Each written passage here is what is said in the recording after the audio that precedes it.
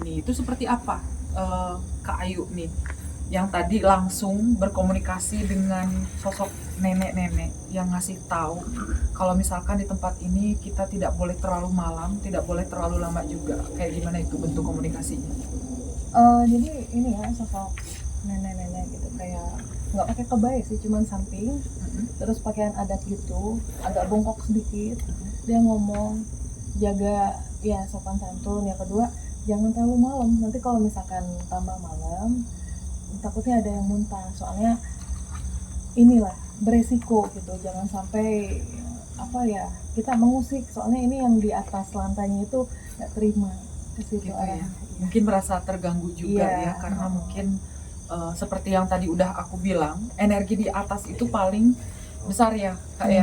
Tadi ketika kita datang juga udah kayaknya di sinis gitu ya, yang di atas itu udah seperti nggak suka gitu ketika kita datang, dan semakin larut justru mereka semakin mungkin bisa dibilang beringas ya.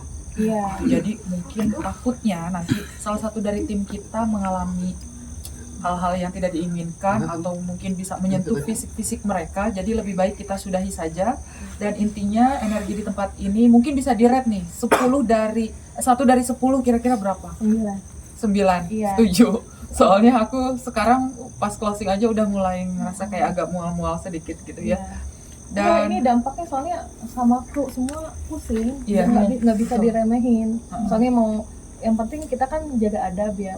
Untungnya nggak ada yang ngomong frontal, jadi masih bisa dimaafin. Cuman batas waktu itu nggak usah lama-lama. Soalnya sebelumnya juga pernah ada yang muntah darah, jadi jangan nyepelein.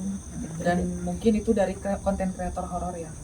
Iya, intinya apa ya, emang warningnya gitu, jangan lama-lama aja, intinya ke situ. Kalau bisa ini dipercepat aja gitu. yang penting. Ya doa masing-masing, terus sebelum pulang ya adabnya dipakai. Sebenarnya tujuannya itu aja sih.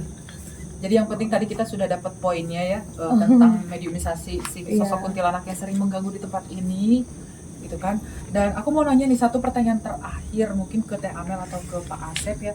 Tadi kan kita sempat doakan sosok kuntilanak itu. Sekarang mungkin energinya atau mungkin jiwanya itu seperti apa?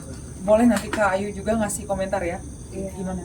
Ya alhamdulillah setidaknya ada ketenangan. Kita pasti gitu, karena ada sedikit ketenangan. Nah untuk Kak Ayu nih, tadi pas ketika teman-teman lagi berdoa itu apa yang dilihat? Ya alhamdulillah sih, lihat besarnya senang. Cuman kan istilahnya ini beberapa tahun silam ya, jadi istilahnya membekas. Soalnya apa, banyak luka hati ya, jadinya nggak ini apa istilahnya, ya istilahnya berdoa di situ hari itu juga dia tenang. Tapi selanjutnya next kalau misalkan ada orang yang masuk ke sini atau bikin konten lagi ya akan berlanjut ke situ arahnya. Mungkin dari domplengan lain ya. Meminta doa dari bisa kru lain atau nanti yang di sini bikin konten kreator atau gimana ke situ arahnya.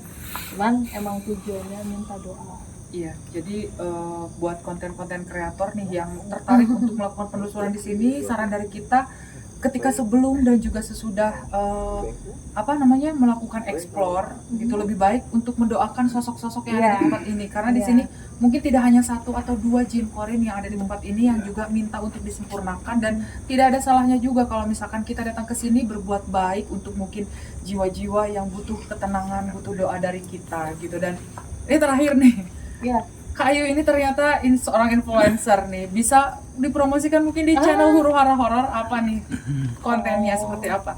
Ya